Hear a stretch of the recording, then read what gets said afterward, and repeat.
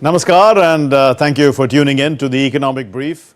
Over the next half hour, you can consider yourself being briefed on some key stories impacting the worlds of business and economy, both in India and abroad, from an Indian point of view.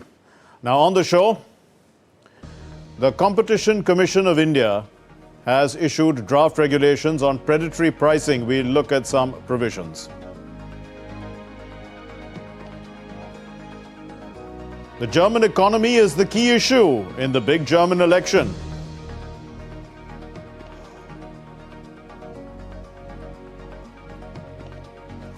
Qatar's Emir's India visit, both countries aim to boost, in fact double, trade ties. Argentina's President Milei, he denies any fraud in his endorsing of Libra cryptocurrency amid its rapid rise and fall.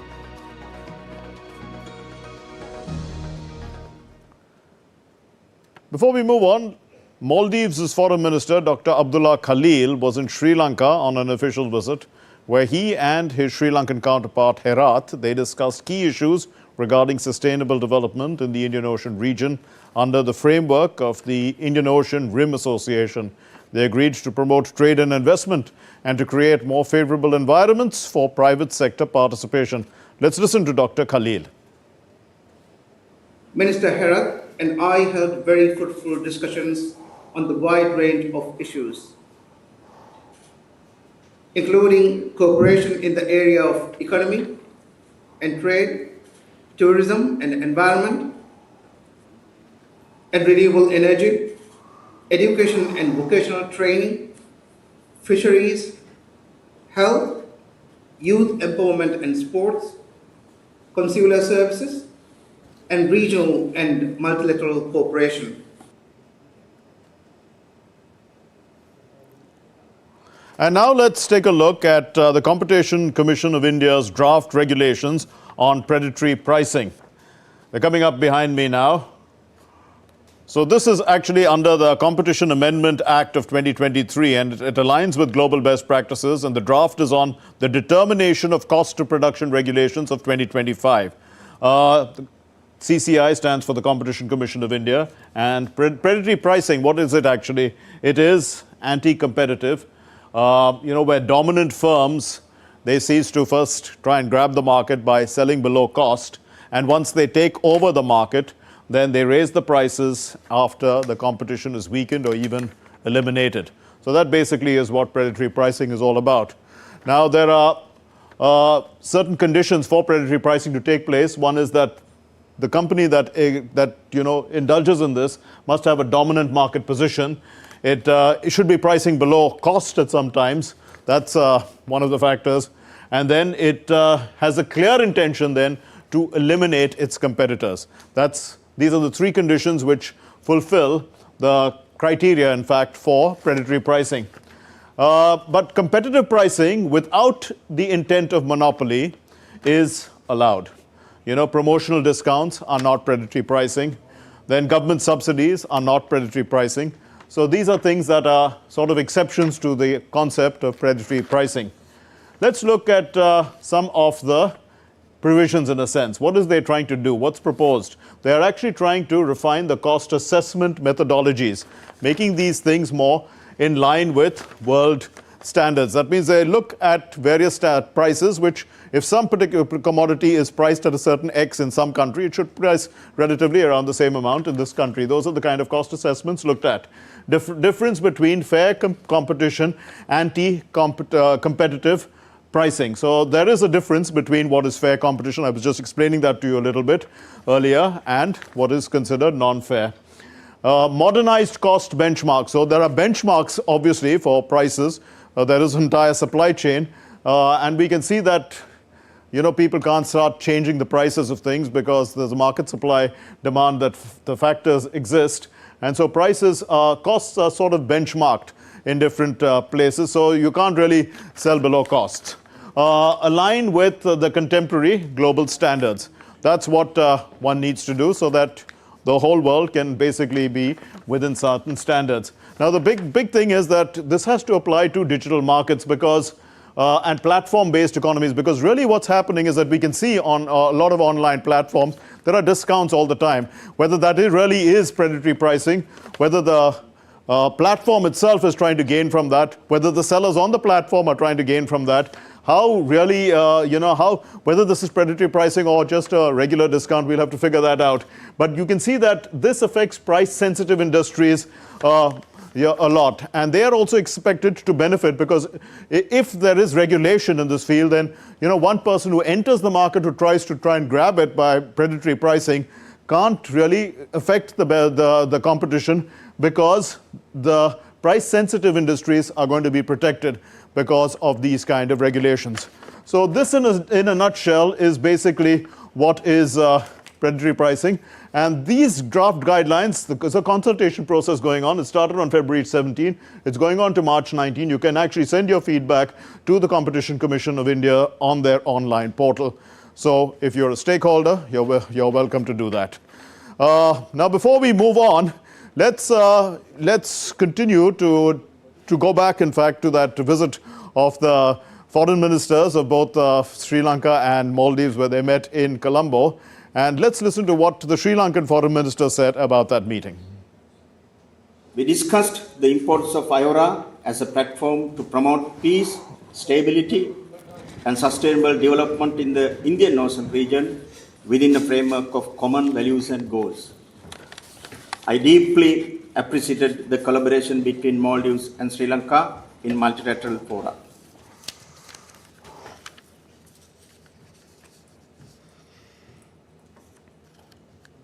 Okay, let me introduce you to our guests now on the program. In fact, we have one guest. Our guest is senior economist Prasenjit Basu.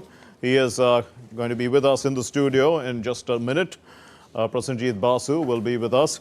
We're going to talk about the Competition Commission of India's draft regulations on predatory pricing. Mr. Basu, good for you. Good to have you with us once again.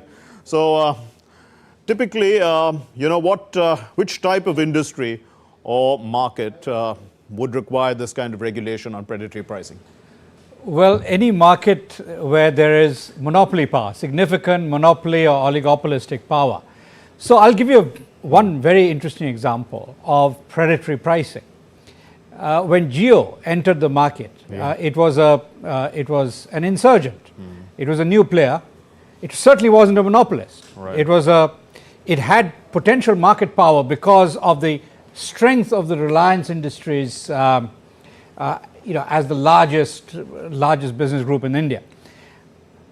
It entered with what could be considered predatory pricing. Right. It cut the price of data. Free, in effect. Almost free. Initially, it was free for a long time. Now, the point is that what was the consequence? I think we have to assess, now that we can look back on this period, 5, 7, 8 years later, did it result in something positive? In general, what is interesting about predatory pricing, the difference between predatory pricing and pricing that is beneficial to consumers is a very subtle one.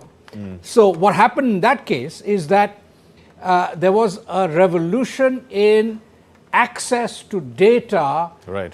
For the masses of India. Right. It became so cheap, and India's the cost of data in India is still the lowest in the world. Okay. Therefore, it wasn't such a bad thing in the end. But in that case, what the government decided is that the duopoly is still not good. Right. It is still not good to have a duopoly of Jio and Airtel. And therefore, the government has actually invested in reviving Vodafone as a third player. Plus, it is trying to revive BSNL. So the idea is that you have a bunch of players who have the potential to do predatory pricing. But defining predatory pricing is a slippery slope. Certainly. Now we know that promotional discounts are not predatory pricing. And we see that big retailers, especially online, are offering these kind of sales all the time. They're all the time. You just go on, there's a sale going on. Is that some form of predatory pricing? Well, to some degree. Now, so if you look at retailing, online retailing, to some degree, Amazon for is getting to close to a monopoly status, or having the ability to adopt some predatory pricing practices. So what the CCI should really be doing is monitoring markets like online retail, monitoring overall retail, etc., to see if there is evidence of predatory pricing. But over-regulation is not the way forward. In my view, in fact, this government has done very well to have a relatively light touch regulatory approach, and that has been to the benefit of consumers in general. But of course, the CCI exists to provide, to help ensure there is a level playing field, to help ensure that predatory pricing and other anti-competitive practices do not occur in the market. So it is a good thing to have that, but it's also important to have a relatively light regulatory touch. Right, so the market forces can play their part, yes. Yeah. But, if you take this into goods that are coming to the country, imports that are cheap, for instance, that would price out some of the regular products, that's why there's protectionism coming in. How do these regulations, how would they apply to goods being dumped, for instance, in markets by, let's say, China? Absolutely, they must apply to dumping. But unfortunately, the CCI is not necessarily best placed to undertake this. But the point is that, so if you look at almost every industrial sector in China, the amount that is produced in China is 20 to 50% above domestic demand. And that excess capacity, excess annual production is forced onto global markets and is sold below cost. That basically is predatory pricing on an international scale, which amounts to dumping. Now, this is basically a huge problem that most people are unaware of. I mean, this is a global phenomenon, and China is the guilty party. It is massively the guilty party. The world is trying to deal with it. One approach is President Trump's approach. And unfortunately, that is the only approach that has won voters' favor. Sure. But the point is that you have to have a solution to this kind of extreme international predatory pricing. Right. Stay with us, Mr. Basu. Let's move on to our next story. The German voter has the country's economy in focus during the much talked about election this week. You know, Germany has been in a recession for more than 2 years, and businesses are on the warpath. They are demanding tax cuts and a reduction in both energy and bureaucratic costs. Unemployment is also rising. Foreign investment is falling. Let's take a look at this report.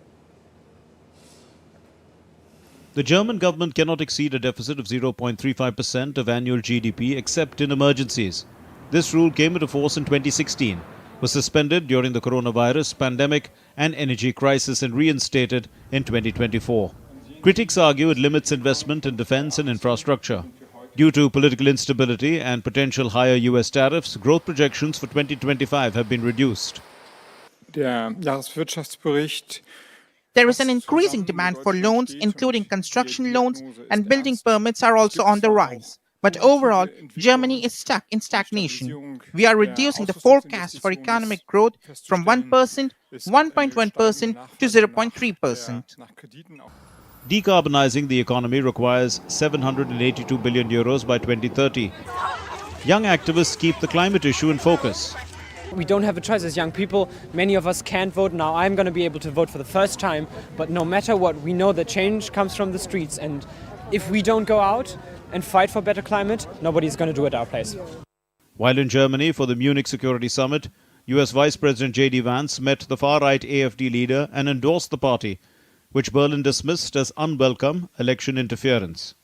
But indeed, J.D. Vance met with the far-right candidate, Alice Weidel, as he has done, or as members of the Trump government have done with other far-right leaders across the EU. So you can see a clear attempt to build closer, let's say, ideology-based and party-based relationships here. That is, of course, an issue for transatlantic relations going forward. The AfD, known for anti-migrant rhetoric, is endorsed by Elon Musk, who hosted a live chat with Alice Weidel and joined a rally.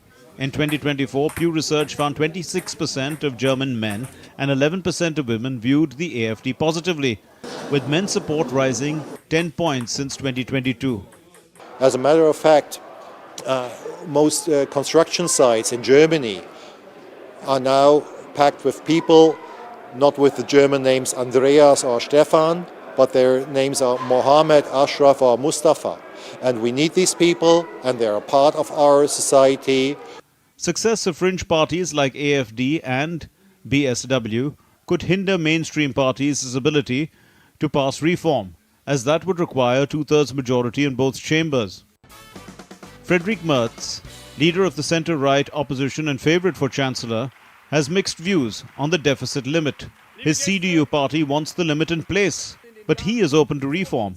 In a debate with centre-left Scholz, Merz was vague about the topic. Scholz's SPD, possibly a coalition partner, supports loosening the rules to boost investment, a view shared by the Greens. The new ruling coalition's composition after the February 23 election will determine reform possibilities. The Economic Brief, DD India. Well, Prasenjit Basu is still with us. Mr. Basu, now some voters believe that any government would be better than the current government that's in office. That's pretty bad anti-incumbency, one would think. But what really is required to kickstart the German economy? Well, unfortunately, Germany shot itself in the foot because Germany used to get about 55% of its energy needs from Russia. And it went along with the US demand, the Biden administration's demand to impose a complete ban on imports of Russian energy. In the end, it wasn't a complete ban, but nonetheless, that basically killed off the German economy, which has been stagnant, in fact, has contracted for each of the last 2 years. This year, they're predicting 0.3% growth, but there's no guarantee that it'll grow at all. So basically, there is a fundamental problem, and the debt brake is a big issue. 0.35% of GDP is ludicrous, especially given the fact that the public debt is less than 60% of GDP. So if any country has room for a fiscal stimulus, it is Germany. But there is, the previous government was hamstrung by the demands of parties like the FDP, which did not want to loosen the debt brake. So that has to go. But more importantly, I think Germany needs to reassess the whole approach to foreign policy, immigration, and that is basically reflected in the electorate. So the AfD is looking as if it's going to come second. Yeah, sure. That is huge. The AfD, so-called far right, is actually headed by a woman who is gay. So it's a very interesting situation.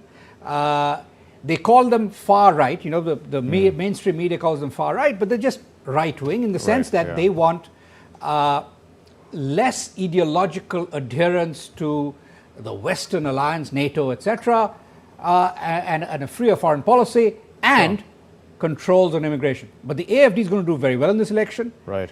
The Linke Party, which is the former communists of East Germany, are almost certainly going to be another factor, and BSW, which is another left-wing party. So those three parties are going to potentially hold the balance of power in the new Bundesrat. But so Germany is not the only sick man in Europe currently, because after all, after what J.D. Vance said at the Munich summit, and the US took that stance on Ukraine, so Europe would have to really start spending more on Ukraine, because that's what they've committed themselves to doing. And there's not enough money to spare. I mean, it's all scarce, isn't it? Well, I don't think Europe is going to spend much money on Ukraine. I mean, Ukraine was dependent primarily on American logistics, weaponry, etc., most of which is going to go. Europe cannot replace the United States as a military supporter of Ukraine. And so I think that story is more or less ending. What the US wants, it will more or less get on the Russia-Ukraine front. But what is important for Germany and Europe is now to try and get its own house in order. Germany, in particular, needs a different social compact, and perhaps there will be a a broad coalition government of CDU-CSU and the SPD. But the current polls suggest that they will together get only about 45% of the vote. So they will not be able to form a government on their own. Right. Keeping the AFD out means that they become the main opposition, and Merz, the CDU leader, is saying very clearly that this may be the last chance before AFD comes to power the next time around. So whether to keep them out of the tent or to bring them into a coalition is a key question. The Netherlands has gone along with Geert Wilders. Yes. Essentially his party now leads right. the Netherlands government. And something similar will eventually have to happen in Germany. The so-called far right will almost certainly have to be part of the coalition at some point in the future. And the key is to address the issue of immigration, which I think Angela Merkel, the previous CDU chancellor, went a bit too far in allowing a massive influx of Syrian refugees. Sure. And there may be an opportunity to send those Syrians back now that Syria has got a change of government. We'll have to leave it there. Thank you very much, Mr. Prasenjit Basu. Thank you for joining us here on the Economic Brief. Let's move on to our next story, and this is about India-Qatar ties. In fact, India's trade and economic ties with Qatar, they've touched a new milestone following the visit of the Qatari Emir Sheikh Al Thani to New Delhi. The two sides reaffirmed their commitment to further strengthening bilateral relations in various areas. India and Qatar have also decided to double their bilateral trade from the current $14 billion to $28 billion over the next 5 years. In a significant diplomatic and economic milestone, India and Qatar have decided to elevate their bilateral ties to a strategic partnership. This decision was announced following talks between Indian Prime Minister Narendra Modi and Qatar's Emir Sheikh Tamim bin Hamad Al Thani in New Delhi. In light of the newly established strategic partnership, the two sides decided to double its bilateral trade from the current $14 billion to $28 billion by 2030. The trade today between India and Qatar is about $14 billion annually. Both sides have agreed to set a target to double this in the next 5 years. In a major boost to India's economic growth, Qatar also announced a commitment to invest $10 billion in India. The Qatar delegation commended India's efforts in creating a conducive environment for foreign direct investment. To solidify the growing partnership between two nations, India's Commerce Minister Piyush Goyal and Qatari counterpart Al Thani also signed 2 MOUs at India-Qatar Business Forum. Transition is going to rest on the pillars of sustainability. It's going to rest on the pillar of entrepreneurship and energy. We have a huge startup ecosystem in India, which will be very inviting for investments coming in from Qatar. And we are looking at technology. These 3 pillars will define how we are going to work together in this changing world. At the same time, India is actively negotiating a free trade agreement with the Gulf Cooperation Council and exploring a similar pact with Qatar, aiming to boost cooperation in trade, energy, investment and security. The Gulf region is also home to millions of Indian expatriates whose remittances significantly contribute to India's economy. According to Reserve Bank of India, remittances from UAE alone amounted to $15.4 billion in 2020-2021, which represented 18% of India's total inward remittances. India's export to Qatar in 2023-24 was $1.7 billion and India's import from Qatar was $12.38 billion. Qatar is the largest supplier of liquefied natural gas to India, accounting for over 40% of India's global imports. Last year, India's Petronet LNG Limited signed a long-term deal with Qatar Energy LNG for the supply of 7.5 billion tons of gas per annum starting from 2028 until 2048. With these developments, India and Qatar are poised to deepen their economic cooperation, creating new opportunities for businesses and strengthening their bilateral relationship. The Economic Brief, DD India. Well, Argentina's President Javier Milei is embroiled in a major financial scandal. He's denied promoting the cryptocurrency that recently crashed, leading to billions of dollars in investor losses. Prosecutors are reportedly preparing an investigation into the matter, with lawyers accusing the president of fraud, and Argentina's opposition wants him impeached. We leave you with this report of Diptanshu Kashyap. Thank you very much for watching. Namaskar. Argentine President Javier Milei is facing a growing scandal after the cryptocurrency Libra he mentioned in a social media post collapsed, causing massive losses for investors. The digital asset surged briefly before plummeting in value, sparking widespread outrage. This has led to the so-called CryptoGate controversy. Milei has announced that Argentina's anti-corruption office will investigate the launch of Libra and all parties involved in the scandal. Those who participated in that did so voluntarily, and it's a matter between private individuals. The state plays no role in this. Let's be clear.